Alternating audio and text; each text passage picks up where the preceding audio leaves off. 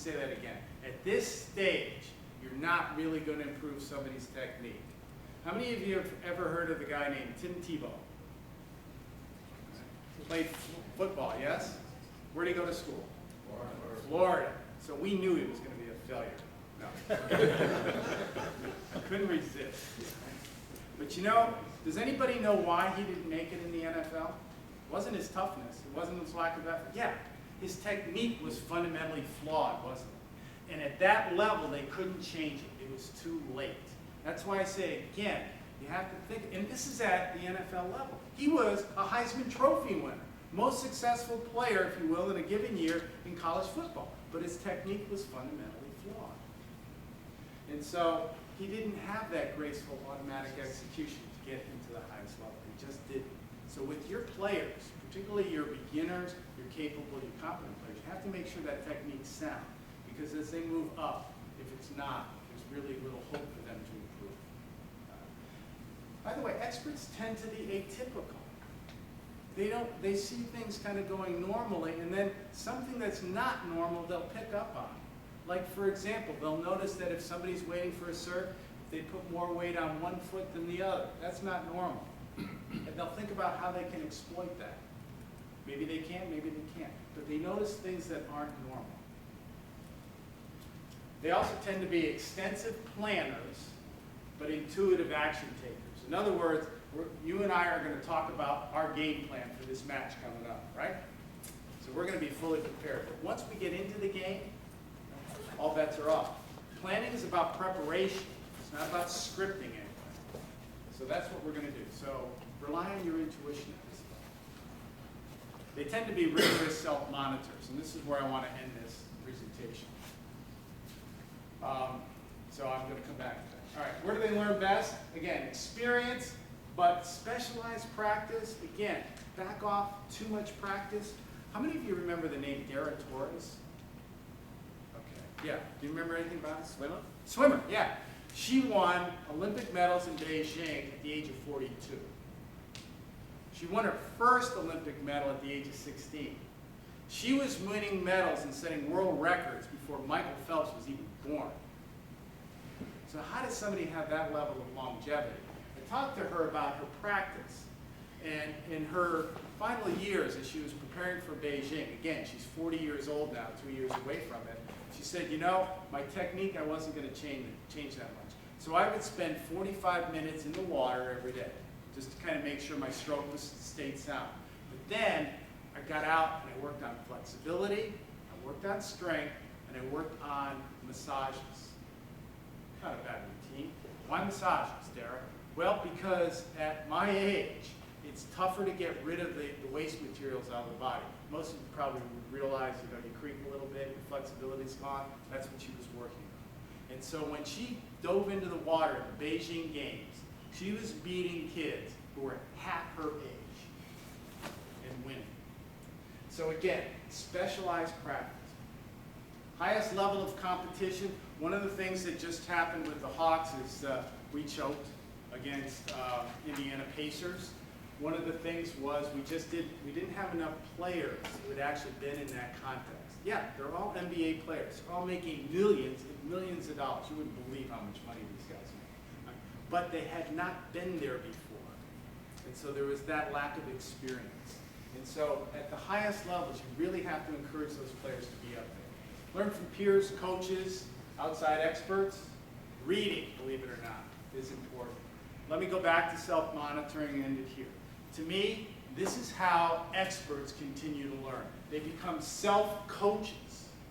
They look at their experience. They look at the last match, and you can all use this. And they ask themselves 3 questions. And I got this from Annika Sorenstam, because at the end of every tournament, she would sit down with her laptop, open it up. I mean, right after she finished, and she starts typing away. And I asked her one time, what do you sending emails? And she goes, no, I'm analyzing my round. And she would do this every round, every tournament. And I said, well, how do you do that? And she goes, I asked myself 3 questions. She says, first I asked, what did I do well? How was my putting? How was my driving? How were my forehands? How was my backhand? What was my serve like? What did I do well? Because it's important, would you agree? It's important we recognize our strengths. Yeah. So what's working? What could have been better? Not what was bad, but isn't there always room to improve? And you know, the day that I asked Annika that question, she had just, it was in Arizona, she had just shot 59, which was the lowest score ever recorded in the LPGA for a round. And she's asking her what could have been better. Because she says, I can always do something better. And that's what she would focus on. And she'd be typing it out, what could be better? And then here's the final question. How do I make it better? Do I need more practice?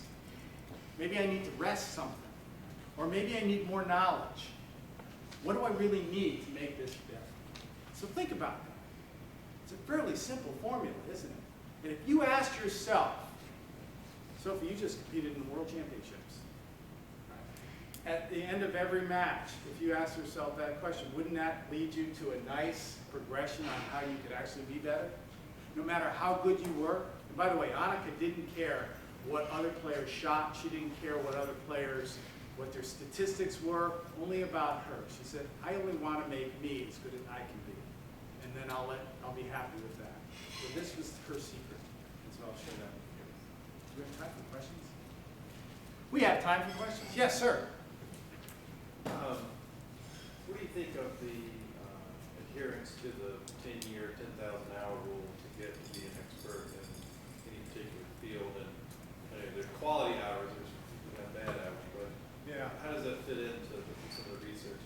Yeah, that was, let me tell you a little bit about that. That was done by a very close friend of mine, Anders Ericsson. Anders is a professor of psychology at Florida State University. In fact, he and I actually speak at conferences together. He'll open and I'll close or vice versa. And let me just put that in context. That study that's often cited, it came, Malcolm Gladwell kind of made the name. Was, what was the book? Was it Tipping Point? Tipping Point? It was in one of his books, yeah, Tipping Point.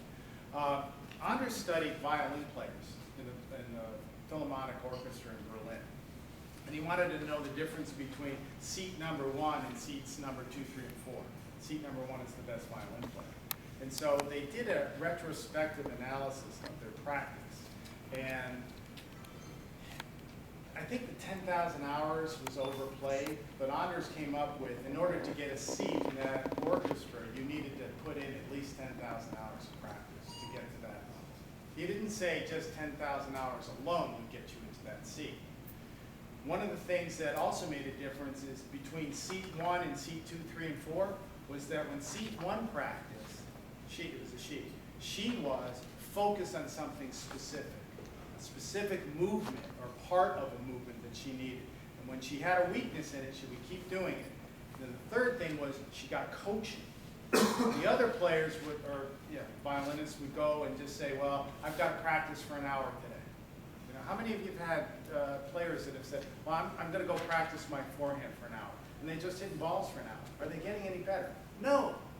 The difference was, one, focus practice, working on a weakness.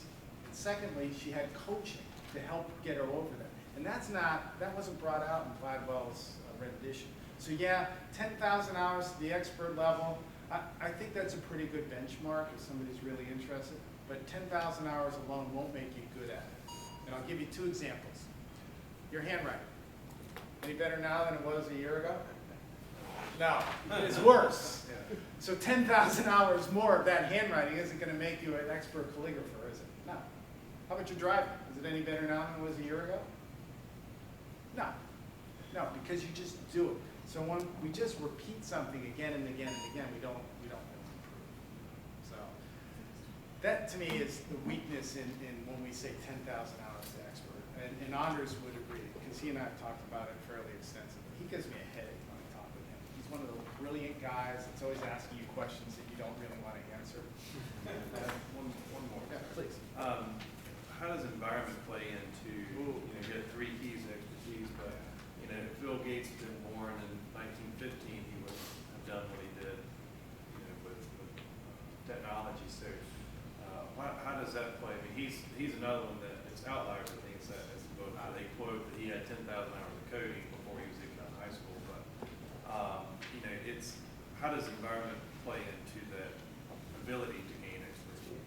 It goes beyond just a simple explanation, but I think it's critical. You look at, for example, like Mozart, his parents were both expert musicians, played many instruments, so he grew up in a house full of music. If he grew up in a house where dad was a plumber, you think he would have done what he did? No, I think environment's critical. I just can't wait to see what Noah's going to be like when he's 16 years old. He's probably going to be like Yvonne and love golf, not tennis. So, Thank you. yeah, I think it's critical. Do you think it's critical? Absolutely. Yeah, okay. Yeah, Jorge, and then, Can you talk a little bit how we coaches can help our players have more resiliency on and off the court? yeah. In 2 minutes? To me, that really comes down to the individual. I don't necessarily think there's one recipe that works for everybody. I can tell you about one player I work with. I started mentioning his name, and he lets me use this story. Richard Johnson. Richard used to get very angry with bad shots, and he used to carry over the next shot, which means that would be a bad one, and then the next one would also be bad. So we worked on a way that he could get rid of his anger and focus on the shot at hand. And we actually got sticks that we put in his golf bag that were stiff enough that it really took some energy to snap it, all right? It wasn't just like this, but it really, so he used to have like a dozen or so of those sticks when we first started. And he sometimes had to break 3 or 4 of them. And then after a while, he said, okay, it's gone. Then he knew it was gone. Now I can focus on my shot.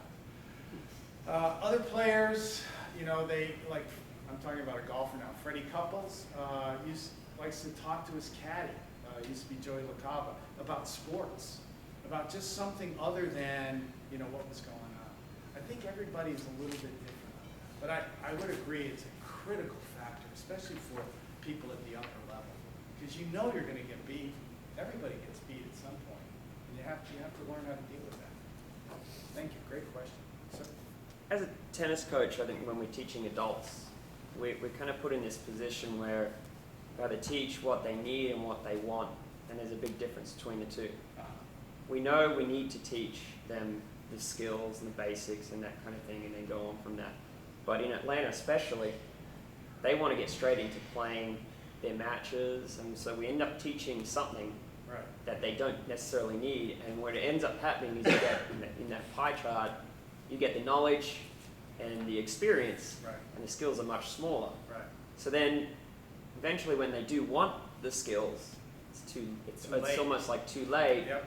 So how do you address that? Do you go back in and then work on the skills once they have much higher knowledge and much higher experience? One of the things I would try to convince a player or a group of players to do is take a series of lessons. And I would, as a coach or a teacher, I would say right off, you're probably thinking that's because I want to get wealthy from you. But here it is. I don't think you can really improve with just one lesson.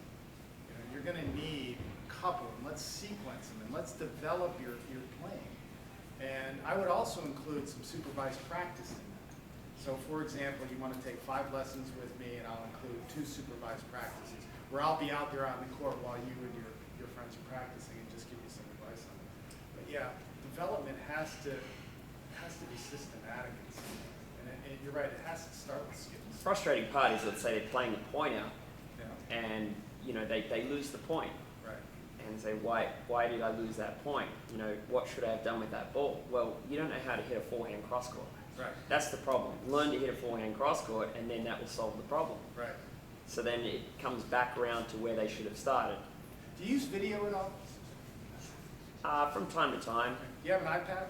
Mm-hmm. iPads are great. If they're asking you those questions, what I would do is I would watch part of their match, and I would videotape it on the iPad, and then play it back to them, and when they ask me a question, or I would ask them the question, why do you think you lost that point? Let's watch it. You tell me what you see.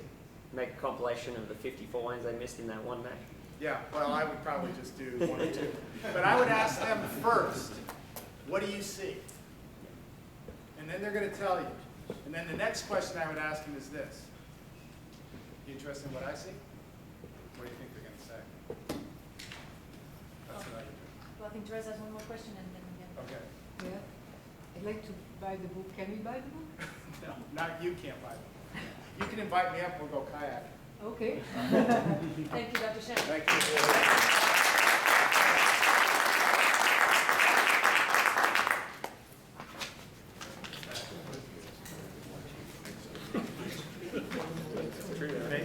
I'll bring the book. I just had a successful. Oh, thank you very